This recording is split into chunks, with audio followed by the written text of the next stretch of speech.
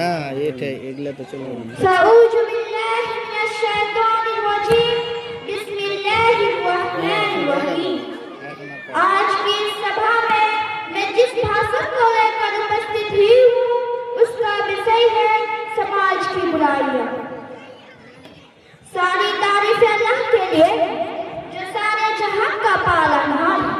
हम उसी की हम्द करते हैं, उसी से मदद मांगते हैं, उसी से माफी चाहते हैं और दुरूद व सलाम हमारे प्यारे नबी हज़रत मोहम्मद सल्लल्लाहु अलैहि वसल्लम पर जो इंसानियत को अंधेरे से निकाल कर रोशनी में लाने के लिए भेजे गए।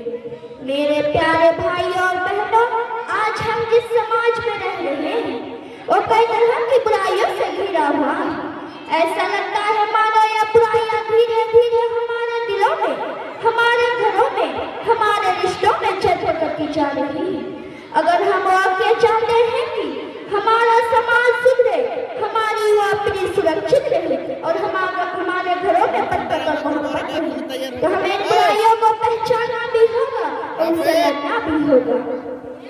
सबसे पहले बुराई जो समाज में फैली हुई है वो है झूठ और नाइंसाफी। जब इंसान दूसरों का हक मारता है, धोखा देता है या दूसरों पर अत्याचार करता है तो समझ के चले कमजोर हो जाते हैं। अल्लाह ताला कुरान में कहता है इन्नल्लाह यामुरु बिल अदली वल इंसाफ। अल्लाह इंसाफ और भलाई का हुक्म देता है।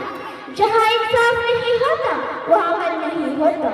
अगर हर इंसान इंसाफ से काम ले तो समझ खुद ब खुद सुधर जाए। समाज की दूसरी मुसीबत है झूठ और धोखा।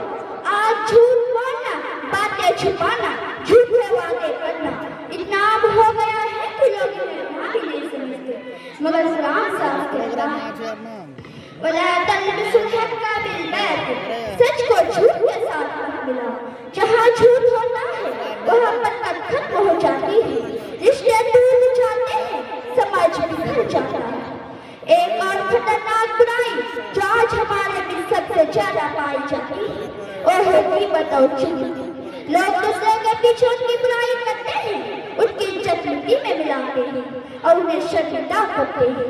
मगर अल्लाह ताला ने बहुत बड़ा गुनाह बताया है। वला यग़्तब बाज़ुकुम बाज़ा। तुम में से कोई दूसरों की गीबत ना करे। अल्लाह ताला कहता है गीबत करना ऐसा है जैसे अपने मुर्दा भाई का मांस। सोचो कितना बड़ा गुनाह है। गीबत ने हमारे घरों को, हमारी दोस्तियों को, हमारे रिश्तों को बर्बाद कर दिया है। आज समाज को एक और बुरी लत लग चुकी है, दुनिया की मोहब्बत और लालच। लोग पैसा कमाने के पीछे इस कदर भाग रहे हैं कि हलाल हराम का फर्क भूल चुके हैं। रिश्वत, धोखा, झूठ, हराम कमाई सब आम हो चुका है। लेकिन कुरान हमें याद दिलाता है अमल हयातुद दुनिया इल्ला मताउल गुरूर। दुनिया की जिंदगी धोखे की एक चकाचौंध। हम इस दुनिया में मेहमान हैं, हमेशा रहने नहीं आए। इसलिए दुनिया की मोहब्बत दिल में जगह ना लो वरना इंसान। एक और बड़ी सामाजिक बुराई है बेहयाई और फहासी। आज के दौर में हया खत्म होती जा रही है। सोशल मीडिया, फिल्में, इंटरनेट हर जगह फहाशियत फैल रही है। लेकिन कुरान हमें हया की हिफाजत का हुक्म देता है। कुल्लुल मुमिनीना यग़ुस्सु मिन अबसारिहिम व यहफ़ज़ू फुरूजहम। ये ईमान वालों, कह दीजिए कि अपनी निगाहें नीचे रखें और अपनी पवित्रता की हिफाजत करें। हया ईमान का हिस्सा है। जहाँ हया नहीं रहती वहाँ गुनाह बढ़ जाती है और समाज में दिल से गिर जाता है। घमंड भी एक बहुत ही भयानक बुराई है जो समाज को तोड़ते हैं।